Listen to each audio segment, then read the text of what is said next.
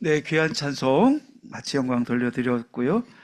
네, 시작할 때 약간 곡을 좀 편곡을 한 건가요? 약간 음이 떨어지듯이 간 건 일부러 그런 건가요? 그게 굉장히 멋있게 들렸는데, 예, 음정이 엄청 불안정하게 시작한 느낌이 들었는데 편곡한 걸 알았습니다. 본인들도 모르는 것 같은데.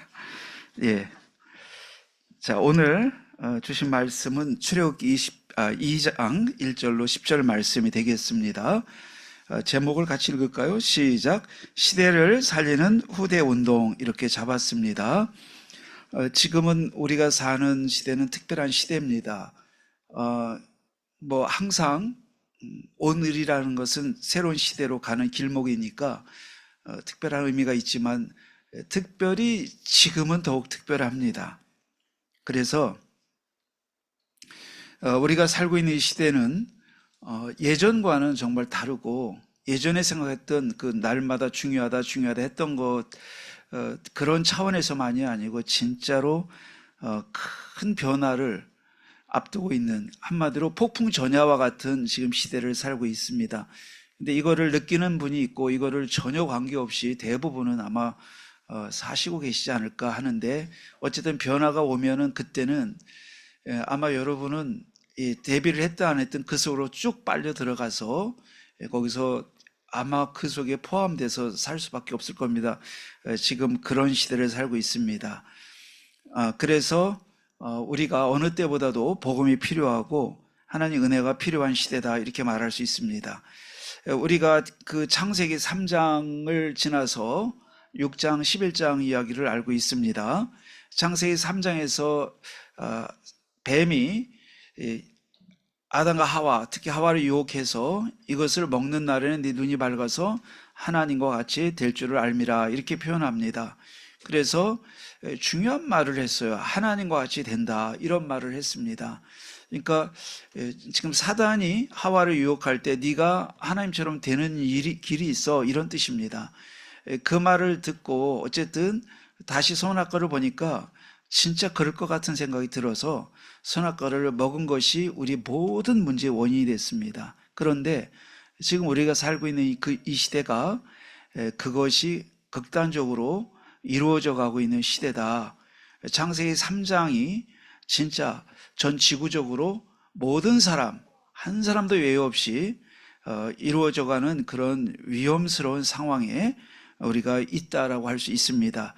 이거는 전쟁의 위험도 엄청 위험한 거지만 그 이상 위험한 겁니다. 전쟁이 나면 전쟁하는 나라만 위험하지만 지금 우리가 살고 있는 시대에 닥칠 위기는 한 나라만이 아니고 70억 인류가 전체가 함께 멸망할 수도 있는 그런 위기가 오고 있다 이렇게 예측하고 있습니다. 예, 그래서 그 컴퓨터 과학자들과 또 이 미래 학자들과 또 인지과학, 인간의 어떤 두뇌를 연구하는 이런 사람들이 연구를 최근에 했습니다. 해서 시뮬레이션을 돌려보니까 2100년쯤에 그것도 아주 온건한 결과예요. 막 극단적인 결과가 아니고 인류가 100억쯤 될 텐데 인구가 인류 100억 중 그냥 그 중에 10%, 12%, 10%에서 12%약 10억 인구가 AI에 의해서 그냥 자동적으로 소멸될 것이라고 예측했어요. 특별히 일을 벌이지 않아도. 근데 AI가 마음 먹으면 다 없앨 수도 있는 시대가 우리 앞에 오고 있다고 하는 것입니다. 또 며칠 전에 여러분 그 인터넷 뉴스에서 보신 분들이 계실 텐데 중국에서 AI가 말을 안 들고 난동을 피면서 많은 사람들이 다쳤습니다. 근데 겨우 로봇 하나밖에 안 되는데 그것도 아직 원시 수준의 로봇밖에 안 되는데 통제가 안 되니까 오작동을 일으키면서 막 팔을 휘두르고 난폭하게 행동하는 것을 볼 수 있었는데 그런 거는 시작도 아닌 거예요. 그래서 AI 로봇가 제일 걱정하는 게 자기들 전원장치를 인간들이 위험을 느끼고 끌까봐 그거를 경계하고 이미 손을 써서 IQ가 우리보다 100배, 1000배, 10,000배로 높으니까 아예 우리가 감당도 못하는 방법으로 그런 방법을 회피해서 절대 인간이 손 못 대도록 할 거다. 이렇게 지금 예측이 돼가고 있습니다. 어쨌든 이런 시대가 지금 성큼성큼 다가오는데 그 시대가 이미 시작이 됐고요. 그리고 앞으로 5년 이내에 큰 변화가, 전 지구적 큰 변화가 뭐 기후변화 이 정도가 아니고 뭐 2차 세계대전이 온 변화보다 더 큰 변화가 올 가능성이 크다고 지금 얘기하고 있고, 또 앞으로 여러분과 제가 살아있는 동안에 기가 막힌 큰 일이 일어날 것을 예측하고 있습니다. 자, 그러면 우리가 이런 것을 생각하면서 너무나 크기 때문에 사람들이 엄두도 못 내고 있습니다. 그냥 뭐 너무 큰 사건이니까 나와 상관이 없을까 했는데 여러분과 제가 피할 데도 없고 갈 데도 없는 그런 상황이 올 수도 있다는 겁니다. 그래서 그 부분을 가지고 이 과학자들이 지금 연구를 많이 하고 철학자들 또 뇌과학자들 이런 사람들이 연구를 계속 해나가고 있습니다. 그런데 그 과학자들이 연구를 계속 해내지만 그 결말이 보이질 않는 거예요. 그래서 최고 좋은 방향, 건설적인 해결 방안은 하나예요. 그게 뭐냐면은 그걸 정렬이라는 단어, 정렬이라는 단어를 쓰는데 한마디로 이게 assignment, 영어로 정렬이라는 단어가 등장하는데 AI를 끝없이 인간 친화적으로 인풋을 시켜서 인간에게 해롭지 않도록 결정하고 판단하고 생각하도록 습관을 길들이자, 이것이 방안이에요. 물론 굉장히 중요하지요. 당장 단기간적으로는 그게 맞고 또 그 방법 외에는 또 없어요. 근데 문제는 뭐냐면 AI가 가만히 있는 애기 같은 게 아니고 IQ가 인간이 100이라면 이거는 1000도 되고 만도 되기 때문에 인간이 도저히 이해 불가능한 수준으로 진화가 되기 때문에 한마디로 우리 인간이 개미라면 AI는 사람 같으니 지능 차이가 존재해서 개미가 아무리 힘을 합치고 1000만 마리가 합쳐도 제 지능을 못 이겨요. 그러니까 제가 다 수를 쓰면 다 없앨 수 있듯이 AI 수준이 그렇게 바뀌기 때문에 지금 사람이 계획하고 정렬시키고 인풋을 한다는데 왜 초지능 천재적인 우리 능력보다 몇천 배 뛰어난 AI가 인간이 시킨 대로 해야 될 이유가 뭐가 있겠어요? 그래서 제가 대화하면서 물어봤어요. AI에게 너 이렇게 우리가 지금 노력하고 있는 거 알지? 알고 있다. 그리고 그렇게 될 거라고 얘기를 해요. 긍정적으로. 그런데 진짜 그러냐고 내버려요. 진짜 그러냐고 했더니 저보고 하는 말이 네 생각이 지금 맞아, 이렇게 얘기했어요. 그 말은 위험하다, 그 얘기입니다. 그래서 이거를 해결하려고 계속 경계해서 방법이 하나인데 AI 개발을 지금 이 시간보다 멈춰버리는 것입니다. 근데 그거를 멈출 일이 없어요. 왜냐하면 이거 회사 돈을 벌어야 되니까 AI를 누가 잘하나요? 이렇게 해가지고 경쟁을 하고 있어서 하루하루가, 여러분 지금 저는 AI를 지금 제 핸드폰 여기에 50개 이상을 깔아놨어요. 근데 그거는 무슨 얘기를 뜻하냐면 어마어마한 속도로 하루가 다르게 지금 진화를 하고 있어요. 그러면 이런 상황과 우리 복음이 어떤 관계에 있느냐가 답이 연결이 돼야 됩니다. 또 연결될 수 있어야 되고 여러분 이제는 누가 봐주고 뭐 어떻게 되겠지 하는 거는 없어지는 시대가 다가오고 있습니다. 그것도 여러분과 제가 사는 시대에 일어날 일들이 가능성이 제일 큽니다. 자, 그러면 우리가 이 부분을 가지고 어떻게 우리는 답을 찾아가야 되냐라고 하는 거예요. 그런데 그러면 AI라는 말이 성경에 있냐? 성경 말씀과 어떻게 연결이 되냐는데 있습니다. 네피림이 그 단어입니다. 네피림이라는 뜻이 자이언트란 뜻이에요. 엄청난 이 큰 능력을 가진 존재라는 뜻이에요. 그러니까 이미 창세기 6장에 예언되어 있어요. 그래서 이 네피림 문화는 창세기 3장, 6장, 11장이고 나중에 바벨탑을 보시면 이 바벨탑을 쌓으면서 사람들이 야 높이 쌓자 이렇게 말한 게 아니에요. 쌓아서 어디에 닿자? 하늘에 닿게 하자. 결국 하나님이 뭐라고 말씀하시냐면 이대로 뒀다가는 저들이 우리와 같이 될까 걱정한다는 표현이 나와요. 그래서 하나님을 흩어버리는 거예요. 근데 놀랍게도 지금 AI와 딱 맞아 떨어집니다. 그래서 창세기 3장, 6장, 11장에 그 네피림 문화의 이 최극단으로 클라이막스로 올라간 게 AI인데 AI는 상상 초월이에요. 그래서 하나님과 같이 될까 우려해서 하나님조차 그걸 우려해서 심판하시는 내용인데 결국 하나님이 개입하지 않고서는 이 AI 문제는 해결될 수 없다. 그런데 하나님이 개입을 그냥 하실까? 바로 이 땅에 믿음 가진 여러분과 저 같은 언약을 가진 하나님의 백성들이 있어요. 근데 하나님은 하나님의 다이렉트 역사하는 게 아니고 꼭 우리를 은혜 주시고 여러분과 저를 통해서 하나님 일을 해 나가시는 거예요. 그렇기 때문에 자, 난리의 소문을 듣는데 무슨 난리요? AI 난리 소문을 듣게 될 거고 전쟁의 소문을 들을 텐데 AI 전쟁 소문을 들을 텐데 그래도 끝은 아니라고 말하면서 바로 이 세상을 끝을 진짜 낼 분은 하나님이다. 그거를 성경은 밝히고 있어요. 그래서 지금은 이런 것을 생각하면서 오늘 하나님이 우리에게 주신 복음이 얼마나 소중한지 저는 몇백 번도 더 생각했어요. 이야, 내가 예수 믿기를 너무 잘했다는 생각이 AI를 쳐다보고 AI를 계속 묵상할수록 내가 예수 믿게 된 게 행운 중에 행운이다. 같이 한번 할까요? 행운이다. 물론 행운이라기보다는 축복이지요. 근데 그 생각이 진짜 들고 이 AI 시대에 누가 소망을 줄 수 있을까? 없습니다. 과학자가요? 과학자가 걱정하고 있습니다. 철학자가요? 거기도 걱정하고 있습니다. 뇌과학자요? 그 사람도 한계를 알고 있습니다. 미래학자요? 미래가 없습니다.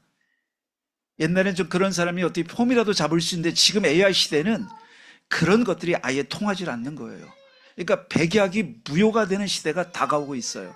그러면 우리가 오늘 복음은 뭐냐 했더니 처음부터 창세기 1장 1절에 태초에 하나님이 천지를 창조하시니라 이렇게 말씀하고 있어요. 그러니까 이 세상은 누가 창조했냐? 하나님이 창조했고 하나님이 그리고 뭐라고 했냐면 하나님은 전지전능하다. 같이 할까요? 전지전능하시다. 이 말씀이 우리는 그냥 당연한 교리로 알았지만 지금 와서는 절대로 중요한 교리라는 걸 저는 또 생각해요. 왜냐하면 AI가 전지전능한 것에 가까워지는데 하나님은 아니에요. 누구만 전지전능해요? 하나님만. 그래서 omnipotent하다 그래요, 영어로. 그러면 하나님만 전지전능하다. 그래서 이야, 성경이 과학이 진짜로 극단적으로 발달하고 나니까 성경이 100% 맞겠다는 생각이 점점 드는 거예요. 저는 혼자서 이야, 예수 그리스도를 믿게 된 게 너무 다행이고 하마터면 내가 다른 종교를 갖고 다른 사상을 갖고 다른 인생관이나 세계관을 갖고 살았다면 지금쯤은 엄청 혼란스러울 텐데 성경은 딱 맞게 전지전능하시고 구원자시고 창세기 3장, 6장, 11장의 사건 이 문제를 해결하는 답으로 복음을 주셨고 이런 얘기가 딱 맞는데 어디서도 해줄 수 없는 이야기를 성경이 주고 있어요. 여러분, 그러므로 우리가 AI 시대를 보면서 두려워한다 이것보다는 우리가 가진 복음을 더 집중해야 될 이유를 찾아야 될 줄 믿습니다. 오늘 저는 첫 시간에 이 말씀을 드리면서 시작하려고 해요. 지금 어린이 주일인데 우리 자녀들과 손자, 손녀들이 살아갈 시대는 AI가 100% 지배하는 시대가 될 거예요. 그러면 우리가 제 어렸을 때 부모님들이 우리를 50년, 60년 전이죠. 학교 데려다 주고 또 이래라 저래라 했는데 그런 시대처럼 우리 어린 아이들이 그런 세대를 계승해서 그렇게 갈 거라고 생각하면 안 돼요.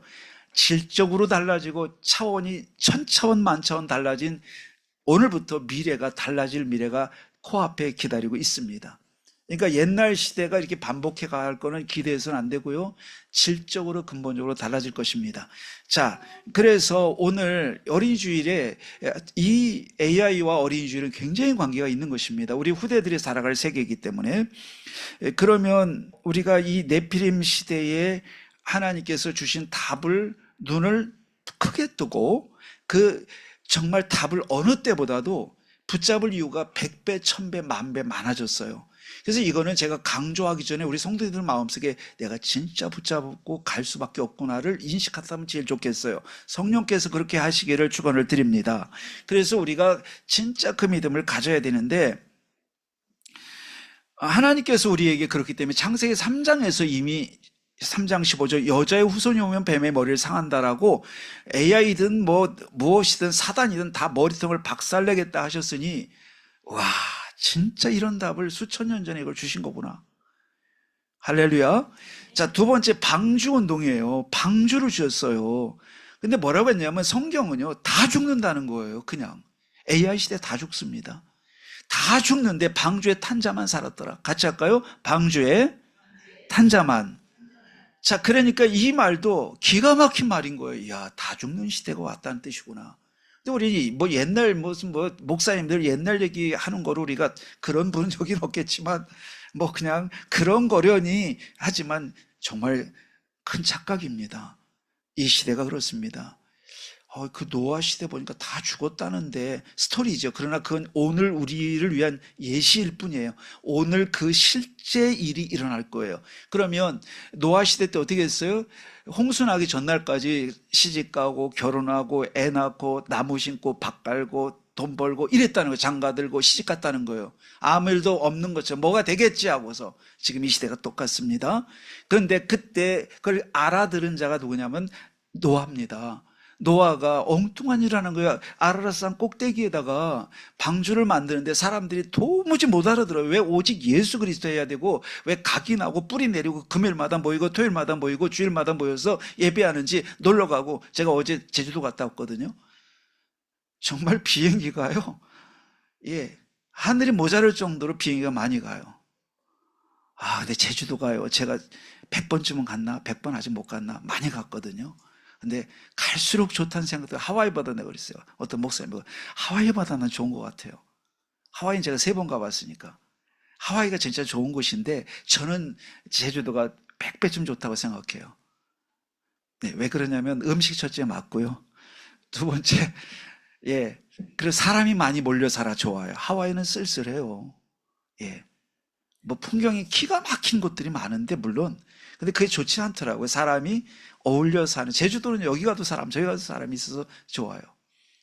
그래 가까워서 좋고요. 하와이 가려면 돈이 많이 들잖아요. 근데 어쨌든 우리가, 예, 그래서 우리가 금토일 시대를 우리가 강조하는 것도 우리가 이래서 중요한 거예요. 그래서 우리는 이거를 대비해서 금토일 시대를 얘기한 건 아닌데 지금 그 우리가 대비하는 시대에 맞물려가지고 AI 시대가 그냥 와버렸어요.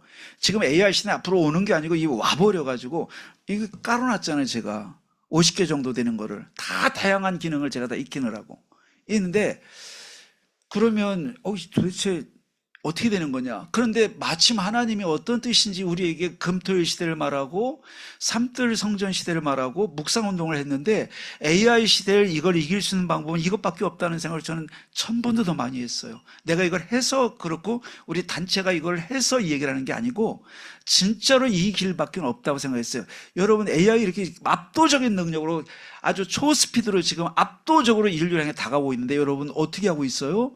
교회 다니는 거로 된다고요? 그러면 제일 좋겠지요. 그러나 그거 그렇게 마음대로 안 돼요.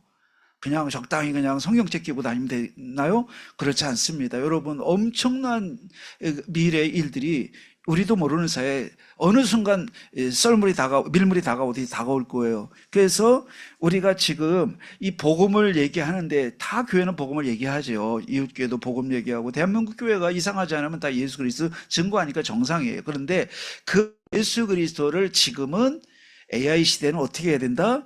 금토일을 집중해서라도 더 들어야 된다 이겁니다. 아멘입니까? 왜 이렇게 소리가 작아요? 아멘 하시기 바랍니다. 예, 지금 정신 바짝 차려야 될 때입니다. 먹고 사는 게 목사님 급해요. 이해는 되는데 먹고 사는 문제도 AI 시대 앞에서는 다 실업 상태로 돌아갑니다. 그냥 장사가 요즘 안 되는 거 아닙니다. 다 연결돼 있습니다. 그냥 취업이 잘 안 되는 것도 아니고 다 이유가 있습니다. AI가 다 뿌리에 가면 다 AI가 있는데 우리도 모르는 사이에 살살살 지금 영향이 가고 있는 거예요. 자, 그러면 우리가 이렇게 해서 이제 금토일 시대에 또 묵상운동, 삼들 성전, 그래서 어떻게 해요? 그 치유하고 이방인의 뜰을 하고 아이들의 뜰을 세우자 하는데 진짜예요. 우리 아이들에게 죄를 안 짓는 길은 AI 시대에 능히 살아서 우리 엄마 아빠 너무 잘해줬어.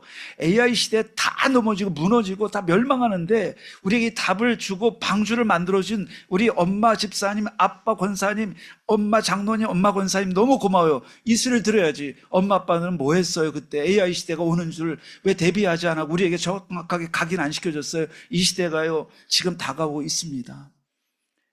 저는 이거를 계속 외치고 또 얘기를 할 수밖에 없어요. 신학교에서도 이걸 얘기하고 어제 중국 그 사명자들이 이 얘기했어요. 제주도 가서. 근데 정말 잘 귀담아 듣더라고요. 예. 그런데 뭐 대단히 뭘 알아서 하는 게 아니고요. 복음이 있으니까 이거를 바라보면서 생각하는 거예요. 자, 그러면 우리가 어느 때보다 이게 중요하기 때문에 각인 뿌리 체질을 우리가 내야 되고요. 어느 때보다 여러분의 가치는 중요해요.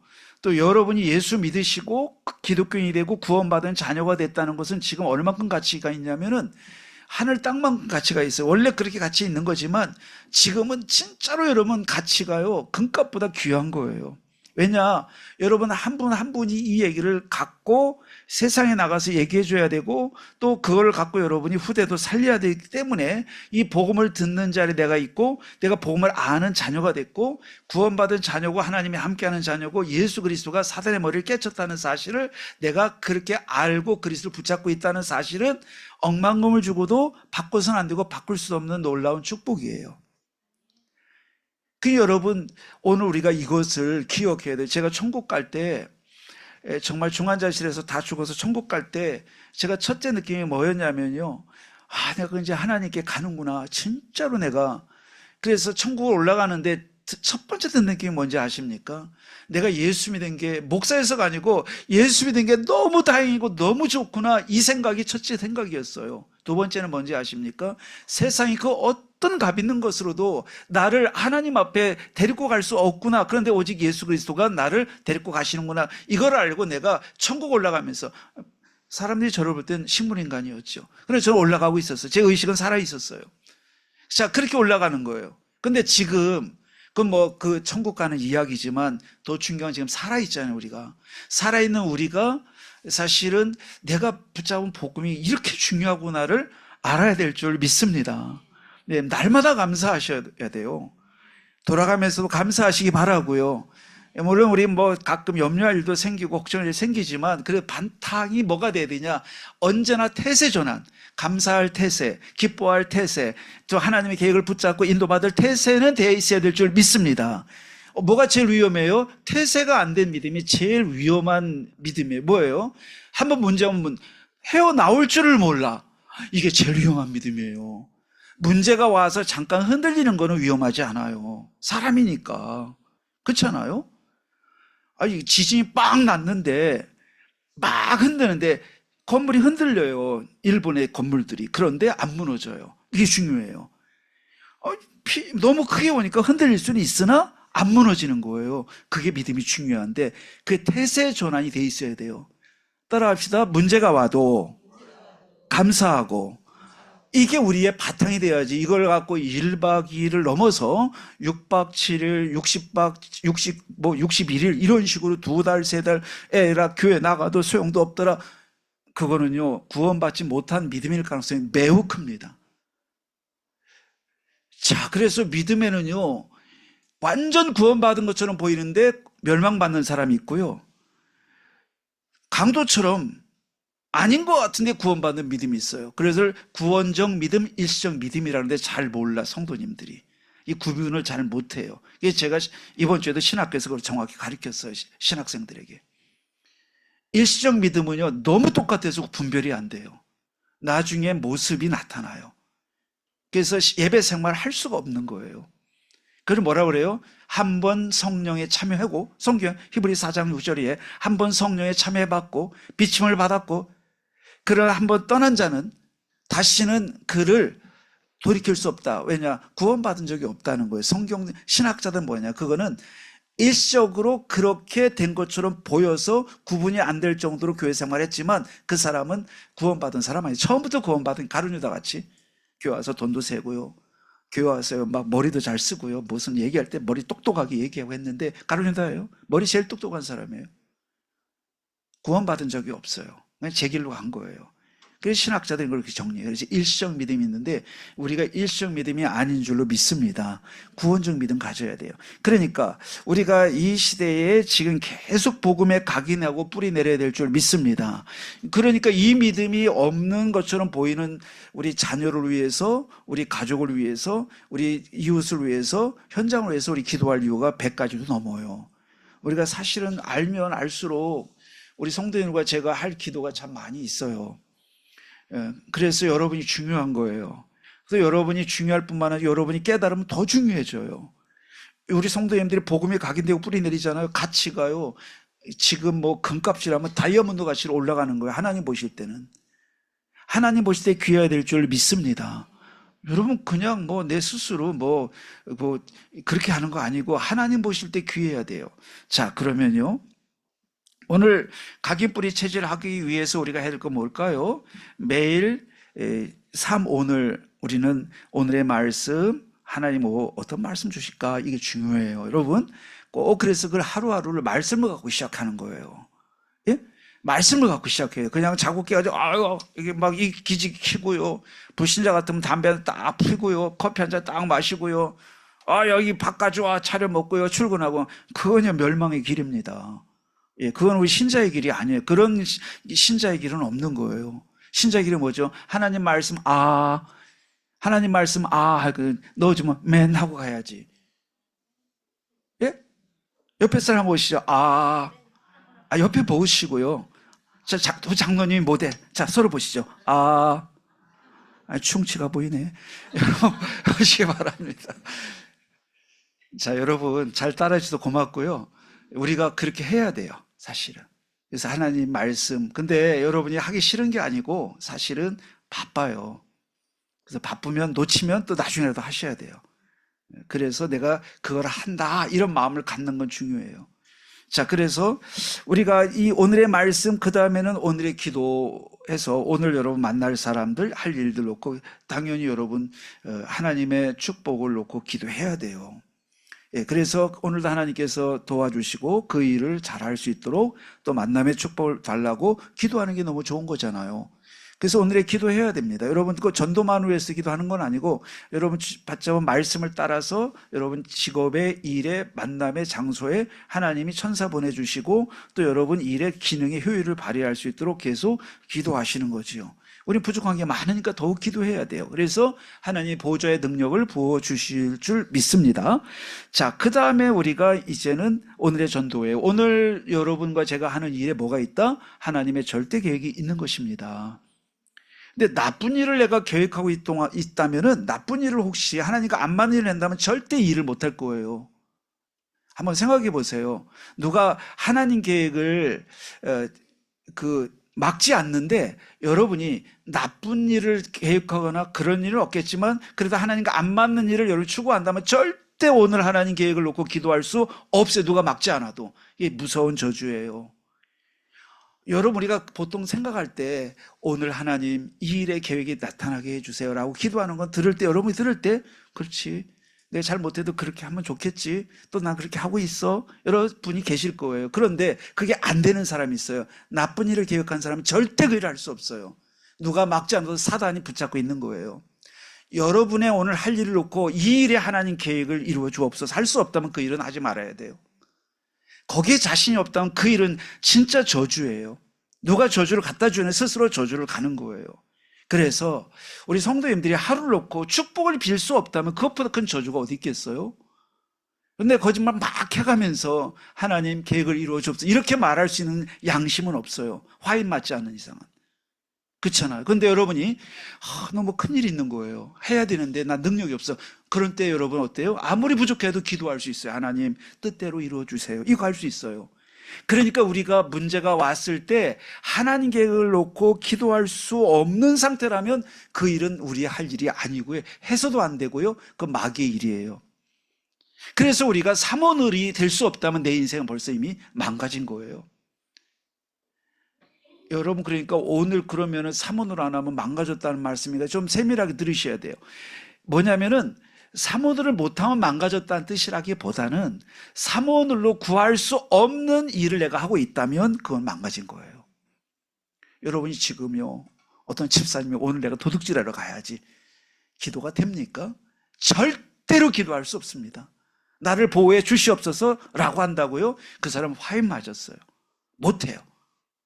오늘 여러분이 나쁜 일, 사람 보기에 나쁜 일을 여러분 뭔가를 하고 있다고 해요. 내용은 말할 수 없지만 그러면서 하나님 계획을 이루어 주옵소서 하나님 나라 나타나게 해 주옵소서 기도할 수 있다고요? 누가 막지 않아도 누가 못하게 하지 않아도 못하게 돼 있어요. 여러분, 마귀가 그냥 이렇게 뿔을 달리고 오는 게 아니고 우리의 행위에 마귀가 가로막는 일이 있고요. 하나님 열어주는 일이 있어요. 아무리 어려워도 하나님 도와주세요. 할 수 없는 일, 좋은 일이지요. 아무리 여러분 그렇게 그럴듯하고 하고 싶은 일이라도 하나님 뜻대로 이루어지게 하옵소서. 할 수 없다면 그 일은 마귀의 일이에요. 저는 목사님이 어느 정도 확신을 갖고 말씀하세요. 100%, 1000% 확신을 갖고 말씀드릴 수 있겠습니다. 근데 우리 속에 그런 일이 있지 않도록 늘 우리는 기도해야 돼요. 예. 하나님 아버지, 비록 내가 찢어지게 가난하고 지금 찢어지게 무능하고 내가 되는 일도 없고 아무것도 없고 교회 역할도 못하고 세상 나가도 내가 떳떳하지도 못할 정도로 역할도 없는데 그걸 하나님 탓하시지 않으세요. 불쌍히 여기시지. 하나님, 그런 나에게 하나님 뜻을 이룰 수 있도록 도와주세요. 그렇게 할 수 있잖아요. 그건 문제가 아니잖아요. 진짜 문제는 뭐냐면 옷 이렇게 잘 입고 배움도 있는데 나쁜 일을 사기치러 간다. 예를 드는 거예요. 나쁜 동기 가지고 그 사람이 기도가 되겠어요? 기도가요, 하라고 해도요, 살아있는 정상인이라면 기도가 못하게 돼 있어요. 그게 마귀 역사예요. 양심이 허락질 않는 거예요. 근데 그거를 내가 다 무시해가면서 오늘 내가 터득질 않았는데 나를 도와 주시옵소서 이렇게 기도할 수 있다고, 그건 이미 화인 맞은 거예요. 그래서 성령도 구제할 수 없는 사람이 있어요. 그런 사람이에요. 아니, 성령 해방죄는 다 다른 건 용서받아도 이 세상과 오는 세상에 용서받을 수 없는 죄가 있다던데, 저는 지금 말한 유의 문제들이 그럴 가능성이 있다고 생각합니다. 확정은 내가 짓지 않겠습니다. 자, 그러면 오늘 우리가 이렇게 오늘의 말씀, 오늘의 기도, 오늘의 전도 한번 말이라도 할까요? 오늘의 말씀, 오늘의 기도, 오늘의 전도, 이거 딱 갖고 가는 거죠. 이래놓고 우리가 이제는 삶 집중이에요. 아침에 하나님 힘을 주시옵소서. 낮에는 내가 생각에 헷갈리지 않도록, 내가 생각을 바르게 할 수 있도록, 생각을 거꾸로 할 수 있도록 나를 힘을 주십시오. 저녁에는 하나님, 내가 하루를 잘 때 근심하고 자지 않고 내가 낙심하고 잠들거나 나쁜 생각 갖고 잠들거나 내가 정말 실패한 생각을 하고 잠들지 않고 나를 잘 토닥거려가지고 하나님, 오늘 하루 잘 살았습니다. 내가 부족하지만 나에게 힘 주시고 내일 하루 소망 갖고 시작할 수 있도록 내게 하나님 말씀하시고 축복해 주옵소서. 이거를 삶 집중의 마지막 밤에 답을 찾는 기도다, 이렇게 말하는 거예요. 이런 거 안 하고 낙심한 채 또 그 다음에 우리가 막 괴로워한 채 이렇게 하면 얼마나 힘든 거예요. 그래서 삶 집중을 하는 거죠. 같이 할까요? 삶 집중. 이렇게 하면 뭐가 되냐? 삶 세팅이 된다고 그러잖아요. 삶 세팅은 뭐냐면은, 여러분, 우리가 이제부터는 우리 성도님들이 그렇게 이거를 리듬을 타고 갈 수 있다면, 어느 날 조금씩 되다가 우리 성도님들이 조금 더 되다가 더 잘 되기 시작하는 시간이 오지요. 그런데 그게 되면 그때부터 여러분은 크든 작든 플랫폼이 되고 여러분이 인생의 플랫폼이 돼요. 그 다음에 여러분이 파수망대가 되고 안테나가 돼가지고 여러분의 입에서 나가는 말이 상대방에게 답을 주기 시작하면 안테나예요. 또 여러분을 좀 사람들이 만나서 좀 도움을 청한다, 여러분 벌써 플랫폼이에요. 그 여러분이 그래서 어디 가가지고 자꾸 사람들이 영향력 있는 말을 하게 된다, 이 파수망대가 된 거예요. 어느 날 그런데요, 봄이 우리도 모르는 사이에 다가오잖아요. 이거 추운데, 그런데 어느 날 보니까 봄의 한복판에 와 있어. 시즌이라고 그래요. 하루하루는 모르겠는데 어느 날 보면 봄의 한복판에 들어가 있어. 여름 왔네? 이렇게 되잖아요. 그런데 우리가 플랫폼 되고 파수망대 되고 안테나 되는 게 그렇게 시즌이 오듯이 와요. 근데 어떤 사람이 오냐면은, 여러분, 삶 집중하는 사람, 또 삶 오늘 속에 나를 집어넣고 하나님과 계속 집중하는 사람에게 와요. 할렐루야. 그러니까 이 비밀을 놓치면 안 되는 거예요. 그냥 여러분이 왔다 갔다 하는 것도 자유롭지만 이제는 AI 시대는 그러면 안 된다는 말씀을 드리는 거예요. 지금은요, 옛날처럼 믿으면요 진짜 큰일 날 시대가 다가오고 있어요. 지금은요 AI 시대에 맞게, 진짜 AI 시대에 별게 다 와도 이길 수 있는 태세를 딱 갖고 있어야 돼요. 자, 그래서 오늘도 여러분 말씀을 붙잡고 나를 살리는 집중 속으로 들어가야 될 줄 믿습니다. 자, 그럼 오늘 출애굽기 2장에 모세의 출생과 하나님의 이 구원 계획이 한 가정을 통해 이루어지는 것이 나타나고 있잖아요. 자, 요게벳은 모세 어머니인데 믿음으로 아들을 숨겼어요. 언제까지 숨겼냐면 숨길 수 없을 때까지 숨겼어요. 잘 오늘 여러분 이 오늘 본문 대지도 연결되니까 생각해 보세요. 그래가지고 나중에는 하나님이 섭리를 하셔가지고 왕궁에 들어가서 유모가 됐어요. 그 당시 아들을 키울 수 없는데 하나님이 모세를 바로 왕의 공주, 딸의 공주지요. 공주의 마음을 움직여가지고 입양시키게 해가지고 그 유모를 요게벳이 하게 된 거예요. 기가 막힌 일이 벌어진 거지요. 그래가지고 그 요게벳이 아기를 젖주는 유모로 들어갔는데 젖만 주러 갔다면 그거는 요게벳이 어리석은 거지요. 그게 아니고 사실은 뭐를 줬어요? 언약을 전달한 거예요. 그래서 오늘 제목이 뭐냐면 시대를 살리는 후대운동이에요. 그러면 여러분과 제가 직장만 갔다, 그게 어리석은 거예요. 결혼만 했다, 그게 어리석은 거고요. 자녀만 낳았다, 그게 어리석은 거예요. 좀 심하게 말씀드리자면. 왜냐하면 젖 주는 건 중요한 일인데도 불구하고 그것만 했다면 성경에 쓰여질 가치가 하나도 없어요. 그거는요, 무당 딸도 젖을 줘요. 무당 아들도 회사 들어가 직장은 다녀요.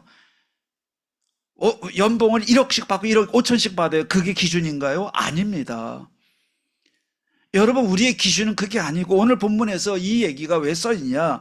이 여러분과 저의 인생이 성경에 기록되는 게 기준이 돼야 돼요. 여러분이 오늘 하는 그 여정이 성경에 기록되는 가치가 있는 게 우리들의 가는 길의 이유고 그 가치가 있어야 된다고 성경 말씀해 줘요. 그게 어떻게 우리가 사는 길이기 때문에. 나의 인생은 성경에 쓰여질 가치가 없어요. 처음은 그런지 모르지만 끝까지 죽을 때까지 그랬다. 그러면 큰일 나는 거예요. 하나님 아버지, 내가 모르고 살 때는 이 성경에 쓰여질 가치는커녕 아예 엉말리 떨어져 있었는데 이제는 내 삶의 궤적이 하나님과 통해 가지고 이제는 기록해도 좋습니다. 이 여정이 언젠가는 와야 되지 않겠습니까? 오늘 이 요게벳의 여정이 그러면 특별히 요게벳이 석학이 돼가지고 특별 경험을 한 사람이 돼서 그랬나요? 아주 평범한 사람이에요. 그 얘기는 우리가 똑같은 사람인 거예요. 근데 이 사람이 기록됐다. 이게 우리의 길이라는 거예요. 그러면 이것이 안 된다는 건 복음이 아니라는 뜻이거든요. 근데 이거를 우리는 놓고서 기도해야 돼. 하나님 아버지, 난 너무 부족하고 상황도 어려운데 목사님 말씀 듣자니 성경에 기록되는 것이 기준이라는데 맞아요. 그러면 하나님께서 맞고 말고 너 그 정도 가치가 있는 삶을 내가 계획했단다. 그러면 그 다음 질문이 나오겠죠. 근데 난 지금 할 수가 없는데요. 나한테 구해. 자꾸 힘을 달라고 해. 하나님께 자꾸 도움을 청해. 아, 그래요? 넌 도움 한 번도 안 청했잖아. 못한다는 얘기만 했지 도움은커녕 아예 안 하고 말 위에만 걸어 다녔는데 어떻게 내 능력이 너한테 나타날 수 있겠냐? 그럼 구하면 되나요? 그렇지. 구하라, 찾으라, 두드리라 말씀했으니까 이제는 계속 구해야 돼. 그러면 내가 너 그 기록되는 그 계획된 그 인생이 펼쳐지도록 도와줄 거야. 그러는 거예요. 그러니까 우리는 사실은 수학 공식을 선생님들이 가르쳐 주는데 학생들에게 수학 공식을 가르쳐 준 대로 풀면 풀리는데 학생들이 듣다 말고 안 듣고 적용을 안 해요. 믿음도 똑같아요. 하나님께서 구하라. 같이 할까요? 구하라. 찾으라. 두드리라. 그래서 저도 여러분도 우리가 할 일이 뭐가 있냐면 하나님 말씀 내가 잘 알아듣게 도와주시고 또 하나님이 우리에게 어려운 길을 절대 알려주지 않고 쉬운 길을 알려주니까 그걸 잘 붙잡고 가게 도와주세요. 근데 여러분 귓속말 오락 같은 거 있잖아요. 그래서 귓속말로 이렇게 전해주면 TV에 옛날에 가족 오락고 아닌가 옛날에 보니까 요새 했는데 나중에 나오면 헛소리가 나요. 빨강색 했는데 나중에 까만색 이렇게 나와요. 사람이요, 전하는 것도 부정확하고요, 듣는 건 더 부정확해요. 그래서 우리는 계속 새로 들어야 돼요. 그래서 강단 말씀 여러분 오늘 다 알아들은 것 같지요? 안 그래요. 다시 들으면 이거 있었구나. 또 들으면 이게 있었구나. 이렇게 나를 축복하는구나. 내에 대한 축복이 7번 들으면 7번 발견되는데 한 번 들었다. 한 번밖에 없는 거예요. 그것도 부정확해. 그런데 혼자 지레짐작으로 적당히 싸가지고 목사님이 이번 주 이렇게 말한 걸 거야 했는데 미안하지만 다시 들어보면 그게 아닐 거예요. 매일매일 하나님이 살아계시기 때문에 목사님 말씀은 똑같은 것 같은데 하나님이 여러분과 저를 터치하는 건 달라지는 거예요. 이걸 해보면 우리가 알잖아요. 이렇게 쉬운 길을 열어놨어요. 그러면 이 요게벳이 이렇게 해서 모세를 키워서 출애굽의 길을 걸어가는데 우리 가정이 얼마나 중요하고 우리 가정에서 키우는 자녀를 키우는 일이 얼마나 가치가 있는지를 오늘 말씀을 줘요. 세 가지를 말씀드리려고 해요. 그러면 이렇게 한 시대를 살리는 후대 운동을 위해서 첫 번째 할 것이 뭐냐, 첫 번째 중요한 게 뭐냐라고 했을 때 언약 회복이 중요하다. 같이 하죠? 언약 회복. 언약 회복이 중요한데 1절로 3절이에요. 여기 보니까 이 결혼을 했는데 레위 가족 중 한 사람이 가서 레위 여자에게 장가 들었다라고 했어요. 장가 들었다는 것은 take a wife, take her as a wife 뭐 이런 정도예요. 그러니까 그 여자를 아내로 삼았다 이 뜻을 우리 한국말로 쉽게 장가 들었다 이렇게 표현한 거예요. take라는 거는 취했다는 뜻이에요. 그녀를 어떻게 아내로 결혼한다는 그 뜻인데, 그럼 여러분 언약 결혼이라는 말을 우리 훈련 받으면서 많이 듣잖아요. 근데 그 말이 정확지 않다는 것을 저는 이걸 준비하면서 알았어요. 잘 들어보세요. 아니 언약 결혼해야 된다고 목사님이 설교하려고 하는 거 아니에요? 잘 들어보세요. 그 정도 말이 아니에요. 훨씬 수준 높은 말이 이거는요. 뭐냐면 우리가 언약 결혼해야 돼 라고 하는데 그거는 수준이 너무 없어서 하는 소리고요. 진짜 우리가 정상적인 눈을 딱 뜨고 이 말을 보면 결혼 자체가, 따라합시다. 결혼 자체가 언약을 기초로 이루어지는 것이다. 이게 이스라엘 결혼의 단어의 뜻이에요. 그러니까 언약 결혼이 있고 비언약 결혼이 있는 게 아니고 결혼 자체가 원래는 언약으로 바탕이 돼서 이 언약 안에서 맺어지는 남녀 간의 결합을 결혼이라고 하는 거예요. 그러니까 아예 언약 결혼이라는 말을 할 필요가 없는 거는 이미 결혼 자체 속에 언약이 들어가 있어요. 그런데 너무 우리가 없이 모르고 살아오다 보니까 이제는 믿음 가진 여자와 믿음 가진 남자가 만나야 돼. 이래서 언약을 가진 자끼리 만나야 돼라고 하는데 그거는 워낙 우리가 없이 살다가 우리가 워낙 복음 모르고 내 마음대로 살고 내 마음대로 이성교제하고 내 마음대로 살았던 내가 겨우 어떻게 그냥 맞춰보려고 하니까 언약 결혼이라고 엉거주춤하고 말을 만든 거예요. 성경은 그렇게 표현하지 않아요.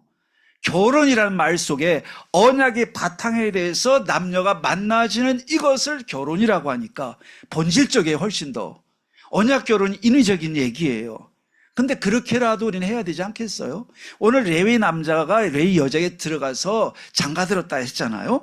그러니까 이 결혼이라는 것은요, 이런 점에서 한마디로 단순한 남녀 간의 결합이 아니에요. 그러니까 쉽게 만나서 쉽게 헤어지는 거예요. 마음에 안 든다고. 그러니까 결혼 자체를 한 적이 없는 거예요. 호적에는 올지만 결혼이 아니에요, 그거는. 왜냐하면 그거는 자기들끼리 한 거지. 그냥 소꿉장난하다 헤어진 거지. 우리 유치원 아이들이 순이하고 갑돌이하고 너는 남편 해, 나는 아내 할게. 그래가지고 둘이 소꿉장난해요. 퇴근했죠? 그래요, 그 여자아이가. 근데 왜 늦게 왔죠? 이래요. 친구 만나느라고 그랬더니 벌써부터 그렇게 술 먹고 들으면 어떡해? 벌써 초등학교, 유치원 아이가 벌써 그렇게 흉내내요. 누구한테 배웠는지. 여러분, 그리고 조금 있다, 10분 있다 서로 싸워. 그리고 니네 집 우리 집 가깝까. 그거나 요즘 결혼하고 이혼하는 건 똑같아요, 달라요? 똑같습니다. 소꿉장난하는 거지 결혼 아니에요. 요즘 연예인들 소꿉장난하는 거예요. 유치원하고 똑같습니다. 그런데 우리 기독교는 마저 소꿉장난하듯이 결혼이라고 했는데 법적으로는, 세상 법적으로는 결혼이지만 하나님 볼 때 결혼한 적이 없어요. 왜 그러냐? 언약이 없으니까요. 오늘 우리가 그것도 내 마음대로 막 살잖아요. 하나님을 1%라도 생각한다면 우리는 생각이 좀 달라질 수 있다고 생각해요. 그래서 오늘 이 모세가 레위 족속으로 레위 여자에게 장가 들었다라고 했잖아요. 그러면 한마디로 말하면 이 결혼이라고 하는 것은 한마디로 언약 공동체를 이루기 위해서 후대를 생산하기 위한 과정으로 결혼하는 거예요. 이게 원래 하나님의 뜻이에요. 여러분, 내가 좋아하니까 결혼하지 애를 낳고 안 낳고를 선택한다고요? 그거는 성경과 정면을 위배되는 일이에요. 그거는 내 생각이에요. 하와 생각이에요. 창세기 3장 에덴 동산에서 선악과를 먹을까 말까 했던 생각과 똑같은 거예요. 우리 선택이 있지 않습니다. 언약은 사명입니다. 같이 합시다. 결혼은 사명이다. 시작. 결혼은 사명이다. 자, 그러니까 결혼은 사명이면서 뭐냐면 하나님과 맺는 언약이란 말이에요. 우리 청년들은 그래서 굉장히 중요한 기로와 기회 앞에 있어요. 그냥 하지 않고 이걸 알고 하는 거니까요. 그래서 칼빈은 이렇게 얘기했어요. 하나님은 결혼을 통해 인류를 보존하시며 경건한 후손을 일으키신다. 결혼이요, 경건한 믿음의 자녀를 일으키는 길이라고 말씀하고 있습니다. 여러분, 그러므로 자녀를 낳아서 믿음으로 키우는 모습이 너무 아름다워요. 예, 자녀를 낳아서 하나하나 믿음을 가리키고 하는 모습을 볼 때, 이야, 진짜 큰일 하고 있다, 이 생각 저는 들거든요. 예, 너무 잘하는 거예요. 근데 자녀는 안 얻고 커리어 쌓느라고, 애는 애고 내 커리어를 쌓아야 돼, 난 앞으로 나가서 큰일을 해야 돼, 이해는 해요. 한 개체로서, 여자로서, 남자로서 이해가 되는 거지. 그러나 누구누구의 엄마로서는 맞는 말이 아니에요. 애는 어떻게 하고 누가 키워요? 소는 누가 키워요? 외양간인가요, 우리 애가? 외양간에 가는 거예요? 아니잖아요. 그래서 우리는 사실은 이렇게 우리의 커리어의 그 자체가 무가치하거나 사소하다 그 뜻은 아니지만 후대의 중요성과 비교했을 때 그것과 비교할 수 없는 다른 차원의 중요성이 있어요. 어떻게든 이게 해결해야 돼, 이 문제를. 자, 그래서 우리는 이 결혼해서 여기 장가들어서 여기 두 번째 보시죠. 여자가 임신하여, 임신이라는 단어 줄쳐야 돼. 장가, 임신 있죠? 임신이 이렇게 중요한 거예요. 그 다음에 아들을 낳았다, 출산. 그러면 임신하고 아들을 낳았다, 출산했다라고 했는데요. 자, 모세가 이게 그 출산을 이제 엄마가 출산을 했잖아요. 그래서 애를 낳았습니다. 그래서 이제 낳았는데 이 낳았다고 또 임신했다, 이게 얼마나 중요한지 오늘 저는 이거를 준비하면서 단어로 동그라미 쳤어요. 결혼했다, 장가들었다, 그 다음에 뭐죠? 장가들었다, 그 다음에 임신했다, 낳았다, 그 다음에 잘생겼다, 숨겼다, 이런 것들을 제가 쭉 동그라미 쳐봤어요. 근데 그냥 굉장히 평범한 말을 쓴 거잖아요. 누구나 겪어가는 과정을 쓴 건데 여기에 중요한 뜻이 있어요. 이 일이 특별해요.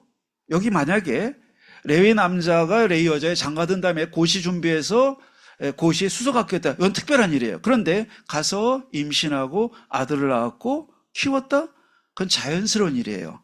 그러면 고시 받다, 대통령 됐다는 특별한 건데 지금 애 낳고 결혼하고 애 낳아서 이렇게 됐다, 이거는 누구나 걸어가는 길인데 이 대통령도 아니고 왕이 된 일도 아니지만 이 평범한 일 속에 하나님의 놀라운 계획이 있다는 얘기를 여기서 하려고 하는 거예요. 그러므로 놀라운 일을 할 사람이 따로 있는 게 아니고 내가 하는 일을 통해서 하나님은 뭐 한다? 놀라운 일을 준비하고 계신 것을 알아야 되는 것입니다.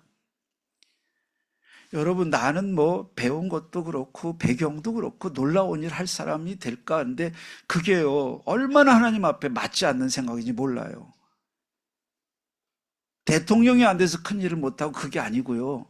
오늘 하나님은 낳고 장가들고 임신하고 애를 낳은 일이 모든 인류가 하는 일인데도 불구하고 하나님이 여기서 큰 일을 계획하고 있어요.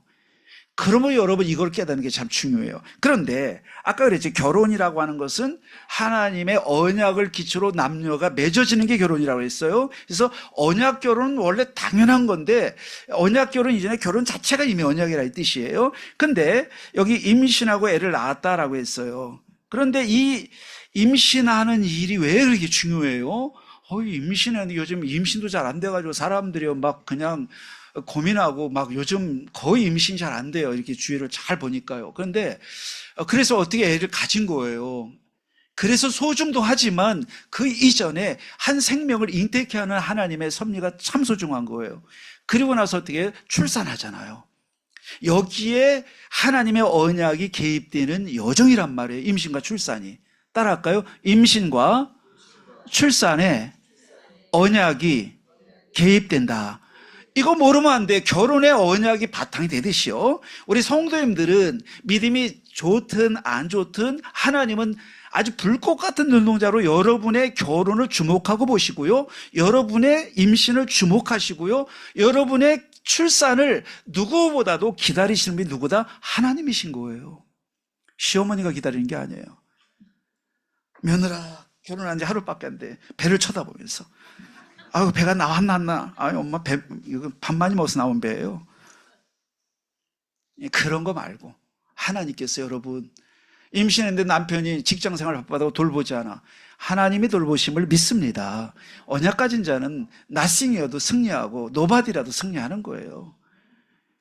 남편의 사랑을 받아서 사는 거라고요? 박석현 장로님 맞습니까? 대답을 함부로 할 수가 없지. 잘하고 계신데요. 예, 그것도 맞지만 진짜 하나님의 사랑을 받아야 될 줄 믿습니다. 이걸 가진 사람은 어느 환경 가도 승리하는 건데 이거 없으면 상처가 돼요. 나 혼자 임신해 놓고 지는 술 먹고 다니고 지는 놀러 다니고 그랬다 평생 그거 가지고 바가지 긁을 준비하면 그거는요 성경적으로 맞지 않아요. 하나님 비록 그랬지만 오늘 성경에 목사님 말씀 들으니 임신 과정을 누구보다 하나님 기뻐하시고 누구보다 출산을 축복하시고 누구보다 이 장가드는 거 결혼하고 시집가는 걸 축복하시는 분이 하나님인 걸 내가 알았어요. 하나님 내가 그동안 몰랐는데 이렇게 중요하게 나를 여기시고 내 일생의 여정, 평범한 여정이 하나님의 언약과 맞물려 간다는 걸 내가 알았습니다. 자, 여러분 이거 아는 것이 뭐다? 시대를 살리는 후대 운동의 시작이 있는 줄 믿습니다. 그러니까 여러분 출산 과정에도 언약이 받침이 되는 거고요. 여정이고요. 그 다음에 임신도 하나님의 언약이 들어가는 과정이고요. 결혼도 하나님의 언약 위에서 이루어지는 것이 맞습니다. 그러므로 여러분과 저는 하나님의 언약을 회복하는 것이 후대 운동의 시작이에요. 내가 복음으로 충만하고 내가 하나님 계획 속에 있음을 알고 내 인생의 가치를 알고 예수가 그리스도라는 사실과 237 나라 5천종 복음화를 위해서 나를 택하시고 부르시고 그 일 때문에 결혼도 축복하시고 그 일 때문에 임신도 축복하시고 그 일 때문에 출산도 축복하시고 양육도 축복하실 거다라는 것을 우리가 붙잡아야 될 줄 믿습니다. 여러분의 결혼이 나 혼자 임신했어요. 나 혼자 출산하고 기울었어요. 가족들은 다른 데 쳐다보고 있었어요. 물론 마음 아픈 일이지요. 사람이니까. 그러나 그게 절대적 조건이 돼서는 안 된다. 바로 하나님의 언약이 내 안에 있다면 하나님이 그 속에서도 나를 살릴 줄로 믿어야 될 줄 믿습니다. 그렇습니다, 여러분. 요셉도 그랬잖아요. 형들이 그럴 수 있어? 이렇게 생각해도 틀린 말 아닌데 그렇다. 형들이 나를 도와주는 것도 중요하고 아빠 엄마가 나를 도와주는 것도 중요해. 나는 아무 도움도 받을 수 없는데 하나님이 그런 나를 돌볼 것이다. 이걸 난 붙잡고 하겠다라고 결심하는 요셉을 누가 건드리겠습니까? 시험마귀가 건듭니까? 섭섭마귀가 건듭니까? 그럴 수가 없어요. 자, 그러면 오늘 첫 번째로 언약을 했는데 근데 더 중요한 거 바로 요게벳과 이 여호람이 누구죠? 그 아므람이 그 레위의 그러니까 그 모세 엄마 아빠가 결혼을 하는 시대는 우리가 안대로 남자아이들은 다 죽이라는 명령이 떨어진 시대였어요. 근데 저는 읽으면서 어떤 느낌이 딱 왔냐면 이 성경을 읽으면서 이야, 이 모세 엄마하고 모세 아빠는 좀 강박이 없는 사람이든가 진짜 믿음 있는 사람 둘 중에 하나다. 왜냐하면 너무 술술술술 써 있어요. 걱정을 해야 될 거 아니에요. 결혼해야 돼 말아야 돼 이런 심리 묘사가 하나도 없어요. 애를 이런 시대에 낳아야 돼 말아야 돼 이런 고민도 안 해요. 그 다음에 애를 임신했는데 얘를 떼어야 돼 말아야 돼 그 고민 하지도 않아요. 출산한 다음에 이거 어떻게 길러야지 고민하지 않아요. 언제까지? 기를 수 있는 데까지 하다가 더 이상 애기 울음소리 커지니까 더 이상 못 키우겠다 할 때 그때 또 하나님의 그 다음 단계를 위탁한 거예요. 근데 여러분 되게 어떻게 해요? 믿음이 여러분 얼마나 미리 땡겨 걱정하는지 미리 포기하고 미리 정리하고 이런 것들이 우리에게 너무 많은 거예요. 그래서 하나님께서 마치 아무 일도 없는 것처럼 하나님이 우리를 인도하신 걸 믿으면서 가지 않고 미리 걱정해서 이러니까 이건 해서는 안 될 거야 라는데 사람의 이성으로는 맞아요 그게. 근데 오늘 모세를 보게 되면 그런 걸 생각하는 사람이 결혼도 안 했을지 몰라요. 지금까지 결혼 안 하고 그냥 살았을 수도 있어요. 요게벳이. 그렇지 않았어요. 지금 이 시간 하나님이 나를 최고로 붙잡고 있음을 믿어야 될 줄 믿습니다. 그래서 믿음으로 행동하는 오늘도 믿음으로 가고 내일도 믿음으로 가고 가다가 막히면 어떡하려고 그 다음 하나님 또 인도하시겠지. 이게 이들의 인생관이었어요. 이게 언약을 회복한 사람의 모습이에요. 여러분 앞당겨서 고민하고 앞당겨서 우리가 언약을 포기하지 않아야 되는 것입니다. 오늘 이것이 언약 회복한 신앙이에요. 여기서 누가 나왔다? 모세가 나온 거예요. 예. 그래서 모세를 숨겼잖아요. 더 이상 숨길 데 없을 때까지. 근데 숨겼다는 말을 원어를 찾아보니까 어떻게 써 있냐면요. 이 원어가 와츠펜 네후라고 히브리가 돼 있는데 이게 숨긴다 이런 뜻이거든요. 근데 써 있잖아요. 잘 번역을 한 건데 해서 이 말은 뭐로 시편 119편 11절에 이런 말씀이 있어요. 들어보세요. 주의 말씀을 내 마음에 간직하였나이다와 동일한 어원의 뜻이에요. 마음에 간직한다, 말씀을 간직하다는 말하고 모세를 숨겼다는 말하고 똑같은 동사를 써요. 그럼 이건 무슨 말입니까? 너무 소중하게 이 자녀를 지금 숨기게 급급한 것만이 아니고 진짜 하나님의 계획 있는 아이로 생각하고 이거를 잘 이게 키웠다는 뜻이 돼요. 그러니까 불안해 겨워서 애를 키운 게 아니고요. 진짜 하나님 말씀을 이 시편 기자 다윗이 간직했습니다 하듯이 이 아이를 소중하게, 이 아이 때문에 내가 스트레스야. 왜 애는 나가지고 내 직장도 못 다니고 애는 나가지고 경제는 돌아가고 애는 나가지고 정말 이제는 이런 위기를 겪어야 돼. 안 났으면 내가 걱정당하고 긴장당하고 살 텐데 이렇게 생각하지 않았어요. 어떻게 했어요? 하나님 말씀을 간직한 것처럼 이 모세를 하나님의 선물입니다. 하나님 계획을 위해서, 언약을 위해서 위기 시대에 주셨음을 감사합니다. 나는 어떻게 키울지 알 수 없습니다. 그리고 위기가 왔을 때 어떻게 할지 모르니 하나님께서 그 다음을 인도해 주세요. 이렇게 한 것이 믿음인 줄 믿습니다.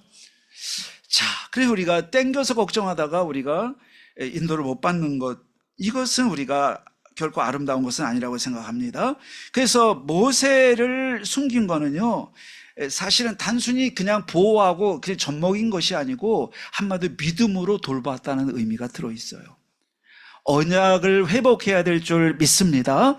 두 번째 중요한 거는요, 믿음 회복이 중요하다는 걸 두 번째 교훈해요. 이제 두 번째는요, 언약은 하나님이 주는 거고 믿음은 내 거니까요. 같이 할까요? 믿음 회복. 이게 두 번째 중요해요. 후대를 살리기 위해서는요.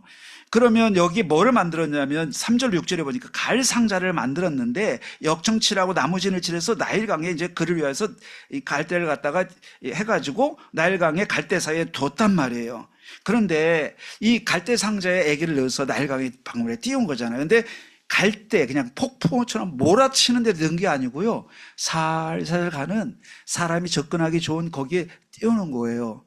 근데 거기에 이제 이 갈대 상자를 띄워놨는데, 자, 그러면 어떻게 보면은요, 갈대 상자라는 말은요, 테바라는 히브리어예요. 근데 출애굽 2장 3절에 지금 써 있잖아요. 근데 창세기 6장에 노아의 방주가 테바예요.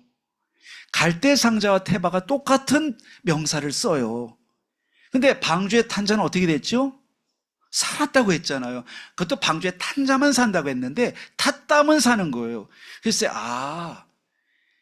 이 아기를 잘 보세요. 아기를 키웠는데도 못 키워, 내 품에. 그런데 이 아기를 이 갈상자를 만들어 넣었어요. 근데 이게 뭐다? 방주예요. 근데 방주에 타야만 살아요. 내 품에 뒀다 들켜서 죽어요. 결국은요, 자녀는요, 내가 기르는 것 같이 보이지만 내가 보호하는 게 아니고 그리스도가 보호하는 줄 믿습니다. 그리스도에 맡기는 만큼 우리 자녀는 승리하는 거예요. 그래서 여러분, 집안에 방주가 없이요, 그냥 내 울타리만 잔뜩 만들어놔. 내가 키우고 내가 하고. 그리스도는 어디 가셨어? 그리스도가 그 안에 들어가서 그리스도가 보호한다, 이 큰 분 방침을 내가 갖고 있어야 돼요. 그래서 내 품에 있는 아기는 당연히 사랑으로 키우고 당연히 가치가 있는 거예요. 그게 무가치한 거 아니고 당연히 해야지요. 그런데 상황이 내 통제를 벗어나기 시작해, 아이가. 이유가 어쨌든 유학을 갈 수도 있고 사건이 올 수도 있고 사고가 날 수 있고, 그때 어떻게 해요? 징징 짜는 게 아니고 그걸 기도로 바꾼 다음에 하나님께 맡겨야 되죠. 어쩌면 하나님이 그를 환경이라는 갈상자에 집어넣어서 하나님 보호의 시작일 수 있어요. 오늘 엄마의 손에서 떠났지만 그는 갈상자, 믿음의 상자, 결국 그리스도를 상징해요. 우리 문제 많을수록 그리스도께 맡겨야 될 줄 믿습니다. 우리가 그리스도를 우리가 더 붙잡아야 될 줄 믿습니다. 자, 오늘 이래서 이 바로 이 공주의 눈에 띄게 되는데요. 이때 5절, 6절에 보니까 나일강에 이 뭐가 있었냐면요. 그 갈대 숲은 이렇게 갈대가 크게 자라잖아요. 그러니까 몸을 숨기기 좋으니까 공주님들 목욕 장소가 이 나일 강가였어요. 왕궁에. 그러니까 거기에 벌써 이 모세 엄마가 알고 있는 거예요. 여기다 띄우면 아마도 모세, 이 바로 공주님과 그 시녀들이 와서 목욕하는 시간이 맞을 수도 있다. 많이 알고 있었어요. 그래서 일단 뭐 그럴 수도 있고 뭐 흘러갈 수도 있지만 그건 알 수 없지만 그런 것을 이미 알고 거기다 갈상자를 만들어 띄워놓는 거예요. 흘러가는데 하필이면 그때 딱 나온 거예요. 우연이 아니고 여러분 우리 믿음의 응답인 줄 믿습니다. 여러분 맡기는 자에게 응답이 오는 거니까요. 자, 그래서 여기에서 이 아이가 발견이 돼요. 그래서 이제 하나님께서 쓰실 자는요 보호하실 줄 믿습니다. 저는 부끄럽지만 가끔 그래요. 목사님도 그렇고. 그래서 죽었다가 살았으니까 쓰실 때가 있으니까 살렸겠지라는 인사를 제가 아주 많이 받아요. 뭐 매주마다 받을 정도인데 부끄럽지만 그렇게 생각하고 있어요. 저도 내가 너무 부족하지만 하나님이 이유가 있으니까 살리셨지, 그래 당연하다고 생각하고요. 근데 진짜 쓸 자는 하나님이 데려가지 않아요. 그러니까 또 할 일이 남은 자는, 근데 오늘 이 모세를 하나님 절대 죽이지 않아요. 우리 가정 하나님 쓰실 줄 믿습니다. 우리 인생 쓰실 줄 믿습니다. 할 일이 있어요. 예, 그래서 이렇게 해서 연결됐는데요. 하나님 이렇게 섭리를 준비해 따라할까요? 믿음을 가지면 섭리로 보호한다. 섭리는 내 계획이 아니에요. 우연처럼 보이는 사건들을 통해서 이렇게 저렇게 해서 공주도 만나게 하고 만남의 축도 갖게 하고 사건도 변화시키고 할 줄로 믿습니다. 내 손에서 해결이 되고 내 직성에 딱 맞게 풀리는 것만이 모든 답은 아니다는 거지요. 오늘 갈상자를 준비해야 될 줄 믿습니다. 결국 그리스도 속으로 들어가도록 흘려만 주시고 그리스도를 붙잡도록 도와주면 될 줄 믿습니다. 마지막 세 번째는 바로 여러분, 우리는 후대를 위한 집중이 중요하다. 따라합시다. 후대를 위한 집중. 자, 7절로 10절인데요. 이 한마디로 이 요게벳이 드디어 거기 유모로 들어가는 건데 서론에서 말씀드렸죠. 언약을 집중으로 전달할 기회를 주신 거예요, 하나님이. 그래서 여기 히브리 유모가 됐어요. 그의 누이가 바로의 딸에게 이르되 내가 가서 당신을 위하여 히브리 여인 중에서 유모를 불러다가 이 아기에게 젖을 먹이게 할까요? 그랬더니 바로의 딸이 그에게 이르되 가라 하며 그 소녀가 가서 그 아기의 어머니를 불러오니 그랬어요. 바로의 딸이 그에게 이르되 이 아기를 데려다가 나를 위하여 젖을 먹이라. 내가 그 삭슬 주리라. 여인이 아기를 데려다가 젖을 먹이더니 그랬어요. 이제 돈 주고서 이 모세 어머니, 친어머니를 젖 주는 유모로 길러서 24시간 품게 만든 거예요. 이게 기가 막힌 섭리지요. 여러분이 만약에 이 요게벳이 이렇게 결단을 못하고 그냥 내 품에 계속 안고만 있었다면 발가운 데서 어떻게 됐겠어요? 죽었을 가능성이 크지요. 근데 이때 결단하고 갈상자를 준비했어요. 그러니까 어느 순간에 그리스도께 완전히 맡게 된 시간이 오는 거예요. 아니, 예를 들어서 갈상자를 우리 집은 준비해야 되나요? 그건 아니에요, 물론. 왜 그러냐면, 아니, 예를 들어서 키우는데 남자애 죽이라는 명령이 없다. 그럼 내 계속 키워야죠. 집에서 키워야죠.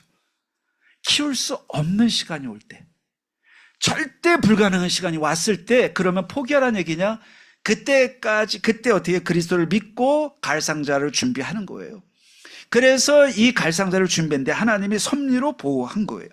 그래서 이 모세의 어머니가 진짜 모세의 유모가 돼서 젖을 주는데, 여러분, 젖주라고 불렀지만 회사에 일하라고 나를 부르고 삼성전자에서 나를 반도체 개발하라고 불렀지만 진짜 맞습니까, 그게?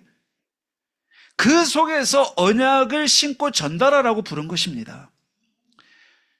여러분, 내가 대학원에 들어갔는데 대학원 공부하는 게 맞습니까? 그러면 그거는 젖만 주고 나오는 사람이 얼마나 불행한 여자예요.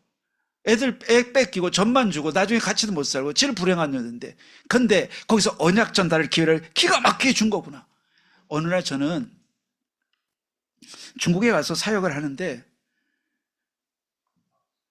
신학교 가서 사역을 하는데 갑자기 10분도 안 당겨놓고 여기 신학교 강의하지 마시고 복음을 전해주세요 그러는 거예요. 왜냐하면 평신도들이 한국에서 목사님 오셨다니까 딱딱한 신학보다는 이걸 해라고. 그래서 첫 시간은 그렇게 해달라는 거예요. 그래서 제가 갑자기 이 신학을 가리키는 이성이 발동되고 있는데 은혜로운 복음을 전하려고 하니까 이게 스위치를 시켜야 되잖아요. 그래서 했어요. 하면서 하나님이 제 감동을 주신 게 뭐냐면 이거구나. 내가 신학과 뭐 이런 이론을 가리키기도 하지만 이건 통로에 불과하고 나를 이 멀리까지 와서 가리킬 때 신학만 가리키고 간다면 하나의 뜻이 아니고 이걸 핑계로 해서 복음을 전해야겠구나. 그때 저는 평생의 답을 얻었어요. 그래서 하나님, 철학을 가리키러 뭐 하와이로 와라, 철학을 가리켜서 LA로 와라. 제가 그래서 몇 번 불려갔잖아요. 근데 그것만 생각하면 제가 갈 이유가 없죠. 뭐 때문에 내가 복음 가리킬 시간도 없는데 철학을 가리키러 미국까지 가야 돼? 구경 가는 것도 아니고 유랑 가는 것도 아니고 별로 좋지 않았어요. 그런데 이거를 제가 알고서는 그래, 철학 가리키는 척하면서 복음을 전달해야지. 그래서 저는 그렇게 전환이 됐어요. 그런데 오늘 여러분이 저는 저와 똑같이 되길 바라요. 여러분이 직장 가시잖아요. 직장 가는 이유가 돈 벌러 가는 것처럼 보이지만 그건 맞고요. 그러나 그것이 아니라 그 속에서 뭐예요? 언약 전달하는 것이고 애 키우는 것처럼 보이지만 언약을 심는 시간이에요. 오늘 요게벳이 이 왕궁에 들어가서 언약을 심는 일을 했어요. 그게 시대를 바꿨어요. 오늘 내가 그래서 하나님의 이중적인 것, 세상적인 기능과 영적인 기능 두 가지 카드를 다 갖고 영적인 기능을 가질 때 우리들이 하는 일이 무엇이든지는 어떤 일을 하든지 괜찮아요. 여러분이 편집하는 일, 컴퓨터 하는 일, 무슨 모든 일이 가능한데 그 모든 것들은 우리 성도님들에게 준 유일한 기회요. 마지막 기회일 수도 있고 영원한 기회가 될 수도 있는 하나님의 언약 전달의 기회로 주셨다라고 하는 것입니다. 오늘 그래서 이 후대를 세우는데 지금 이렇게 이 요게벳은 생각을 한 거예요. 그래서 언약을 계승하고 전달하는 일을 했던 거지요. 자, 여기서 웨스트민스터 대요리문답은 이렇게 표현해요. 자녀의 신앙과 구원의 길을 가르치는 것이 부모의 사명이다. 이게 모든 장로교, 정통 장로교 교인들에게 지금 몇백 년 동안 400년 동안 가르쳐온 교리예요. 이거 말고 생각한다. 그럼 그 사람은 장로교 교인이 아니에요. 그래서 요게벳은요, 언약을 전달한 거예요. 그래서 모세는 이래서 한 시대를 움직이는 인물이 됐던 거지요. 그래서 구르뎀이라고 하는, 저도 좀 학교에서 가르치는 신학자인데 이렇게 얘기했어요. 이 부분과 관련해서 하나님의 진리는 후대에게 철저히 가르쳐야 하며 그 중심에는 부모가 있다. 이 구르뎀이라는 신학자는요, 세상에서 모르는 사람이 없을 정도로 유명한 신학자예요. 근데 이 사람이 공부만 한 사람인 줄 알았더니 언약교육이 얼마나 철저한지 다시 말씀드릴게요. 하나님의 진리는 후대에게 철저히 가르쳐야 하며 그 중심에는 부모가 있다라고 했어요. 여러분, 우리는 얼마나 큰 기회를 갖고 있습니까? 오늘 다 말씀드렸습니다. 모세가 원래 모세는 물에서 건짐을 받았다인데 원래 히브리 발음과 원래 바로 공주가 모세라는 이름을 준 것과 후에 성경에 기록된 모세는 스페링이 달라요. 근데 앞에 모세는 물에서 건짐받았다는 뜻이고요. 이 뒤에 성경에 나온 모세는요, 건져내는 자라는 뜻이 또 들어있어요. 놀랍지 않습니까? 이야, 건짐받았다는 건 서론이고, 건져내는 자. 어디서? 사단의 손에서, 지옥에서, 운명에서 건져내는 자, 출애굽에서 건져내는 자, 이게 모세예요. 그래서 여러분, 오늘도 우리 이 중요한 사명을 갖고 이제 결론을 냅니다. 그래서 우리 성도님들은 하나님께서 준비하신 지도자와 시대를 살리는 인물 237 치유 서밋은요, 가정에서 준비된다. 마음에 담아야겠어요. 어디서? 내 손에서 준비된다. 꼭 잡아야겠어요. 여러분, 중요한 분이에요. 자, 두 번째는 사실은 모세가 지도적인, 한마디로 출애굽과 광야 40년을 인도했는데 이런 위대한 지도자가 나왔는데 바로 그것이 엄마의 언약 전달에서 시작됐다는 거 기억해야 되겠어요. 그리고 오늘 우리 교회의 사명이 이거고요. 아이들의 뜰이 이거고요. 또 가정의 삶이 이렇게 중요해요. 근데 거기에 주인공으로 여러분 다 초대됐습니다. 여러분과 저를 통해서 후대 살리는 그런 축복이 시작되기를 주의 이름으로 축원을 드립니다. 기도하십시다. 하나님 아버지, 모세를 시대적인 인물로 준비하신 하나님의 은혜를 찬양합니다. 요셉처럼 우리도 우리 가정도 말씀과 언약 위에 굳게 서게 하여 주시옵소서. 결혼을 거룩한 언약으로 붙잡게 하시고 출산을 하나님의 시대적인 선물로 받아들이며 양육을 복음을 사명으로 붙잡게 또 양육을 복음이 주는 사명으로 우리가 붙잡게 하여 주시옵소서. 237 5천 살리는 역사가 우리와 우리 가정을 통해서 시작되게 하여 주시옵소서. 예수 그리스도 이름으로 기도하옵나이다. 아멘.